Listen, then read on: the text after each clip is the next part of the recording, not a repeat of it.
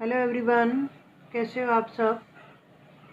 मैंने पहले वाला लेसन दिया, पोएम दी थी आपको। इसके आगे वो आपने लिख ली होगी नोटबुक में, जो जो मैंने आपको बताया।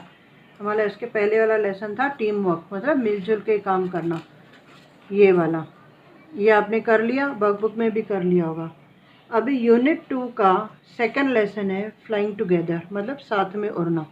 इसकी भी लिंक मैंने आपको भेज दी थी कि किस तरह बर्ड्स अपने आप को नेट में से चुराने के लिए ट्राई कर रहे हैं।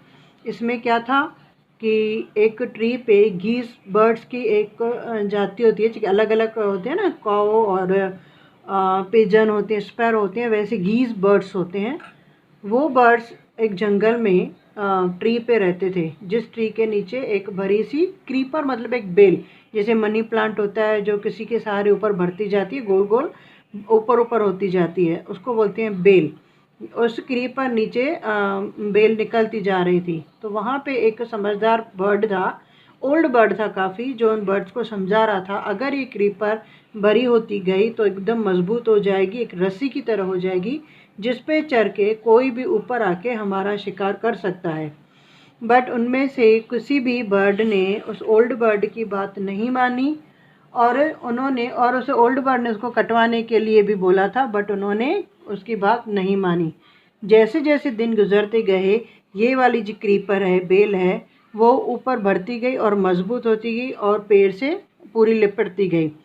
जब एक हंटर आया, हंटर मतलब एक शिकारी आया, उसने देखा बेल को ऊपर, और उसकी नज़र सामने बर्ड्स पर गई।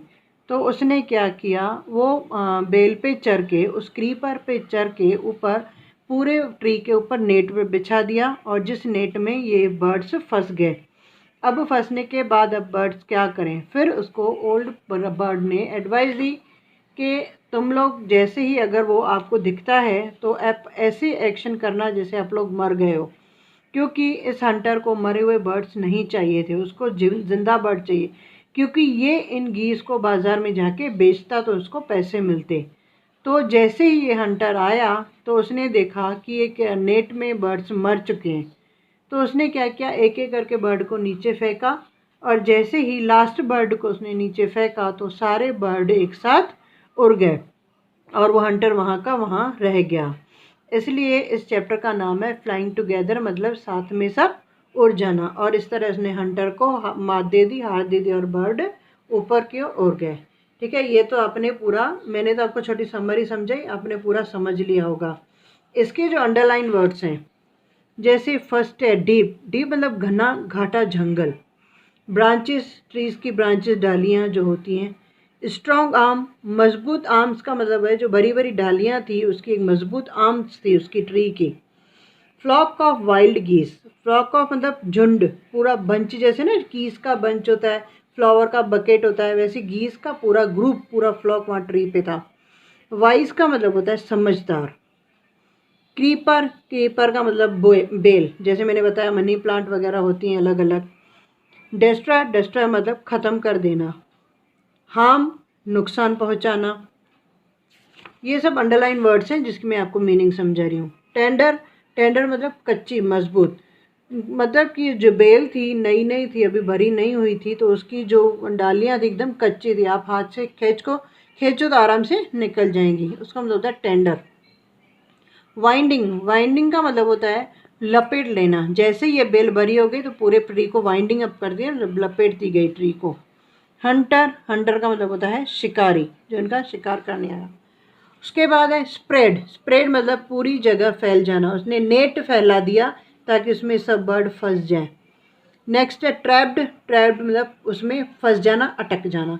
स्ट्रगल्ड, कोशिश करना, जैसे बर्ड्स ने बहुत स्ट्रगल किया अपने आप को निकालने के लिए। कॉट, काट मतलब उसमें अटक जाना, नेट में अटक जाना, फंस जाना।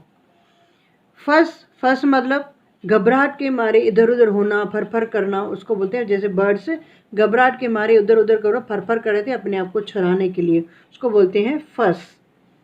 फुलिश मतलब बेवकूफ़, जैसी बातें या बेवकूफ़। वेप्ट, वेप्ट मतलब रोना, बड़े बड़े सुटके भर के रोते हैं ना बच्चों से, बोलते हैं वेप्ट। तो बर्ड्स रोते रोते हुए बोल रहे थे हम लोग पागल हैं। प्रीटेंड, प्रीटेंड का मतलब होता है दिखावा करना, बर्ड मर जाने का दिखावा कर रहे थे, प्रीटेंड कर रहे थे।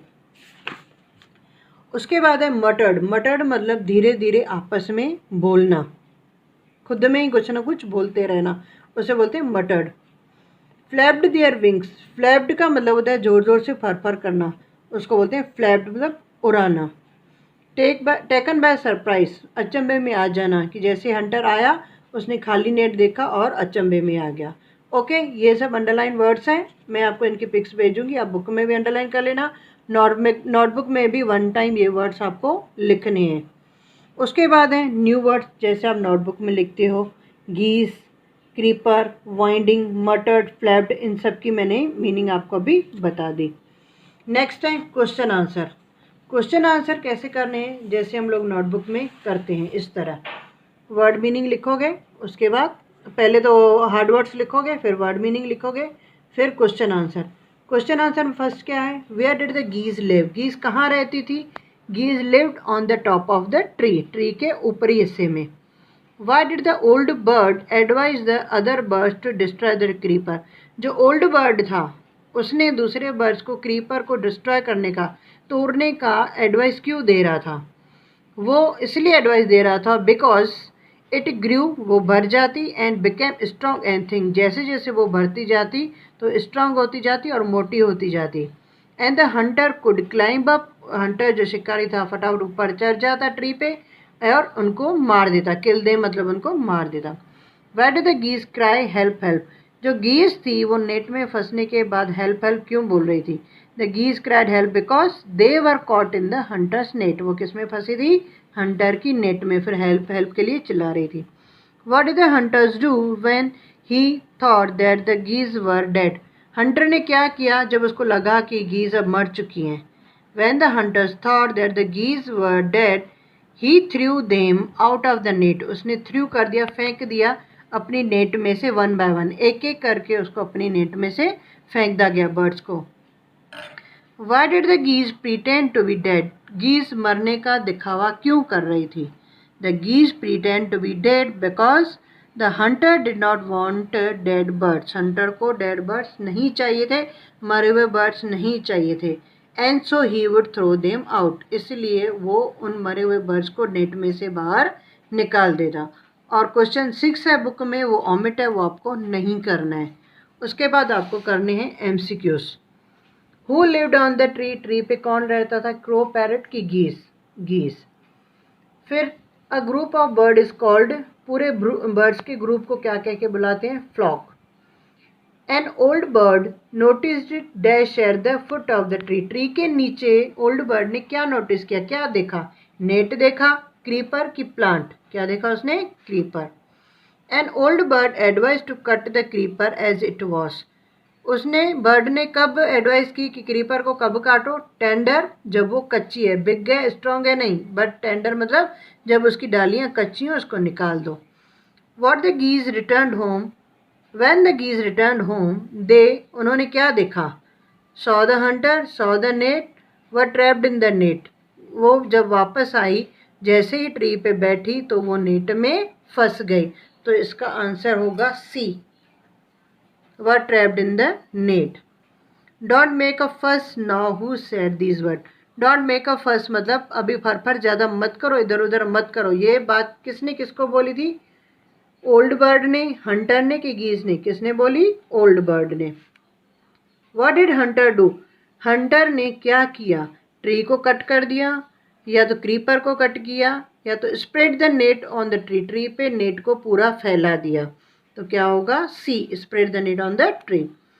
The old bird asked the other birds dash, old bird ने दूसरे बर्ड्स को क्या करने के लिए बोला, नेट को कट करने के लिए बोला, फ्लाई अवे विथ नेट या नेट को लेकर ही उड़ जाने के लिए बोला, या तो प्रीटेंड टू बी अ डेड या तो मरने का नाटक करने के लिए बोला, क्या बोला, सी, प्रीटेंड टू बी अ डेड। ये हुए एमसीक्यूज। इसके बाद अभी आपको लिखने हैं ट्रू और फॉल्स, जो ट्रू और फॉल्स कहाँ हैं, आपके टेक्स्ट बुक में क्वेश्चन के नीचे, ये रहे। The tree was the house of a flock of a parrot, वहाँ पे पैरट थे, नो, फॉल्स, वहाँ पे कौन थे, geese. The wise old bird wanted the creeper to be destroyed, जो ओल्ड बर्ड था क्रीपर को तोड़ना चाहता था, येस, ट्रू, वो तोड़ना चाहता था। The Hunter climbed the tree with the help of the ladder. वो सीढ़ी के सहारे ऊपर चढ़ा जो हंटर था। नो, वो किसके सहारे चढ़ा था? क्रीपर के, तो होगा false. When caught in the net, the foolish bird began to weep. जब नेट में फंस जाने के बाद वो बर्ड्स वीपिंग करने लगे, रोने लगे। Yes, true. The wise old bird helped them to escape. जो समझदार ओल्ड बर्ड था उनको निकालने में उनकी हेल्प की, तो होगा ट्रू। Yes, okay. इनकी पिक्स मैं आपको भेजती जाऊंगी और ये जो हैं इनकी पिक्स मैं आपको भेजूंगी। जहाँ पे मैं ओमिट लिखूँ वो आपको नहीं करना है, वो ज़रूरी नहीं है। और जहाँ पे मैं टिक कर रही हूँ वो आपको बुक में करने हैं, और जो नोटबुक में करने हैं वो मैं यहाँ पे नोटबुक में NB लिख ही रही हूँ। ठीक है, ये सब मैं आपको पिक्स भेज रही हूँ, वो आप ध्यान से देख लेना। जो नोटबुक वाले हैं वहाँ पे नोटबुक लिखा है, फिर भी मैं उसकी पिक्स अलग से भेजूँगी आपको। ये टेक्स्ट बुक का पूरा हो गया, आपको नोटबुक में ये सब लिखना है। और जो वर्कबुक में हम लोग करते हैं, वर्कबुक में ये सब पिक्स भेजूँगी। यहाँ पे मैंने नोटबुक लिखा है और नीचे भी नोटबुक लिखा है। ये दोनों क्वेश्चन आपको नोटबुक में लिखने हैं, वर्कबुक में से नोटबुक में लिखने हैं, क्योंकि मैंने NB लिख दिया, मतलब नोटबुक में लिखना है।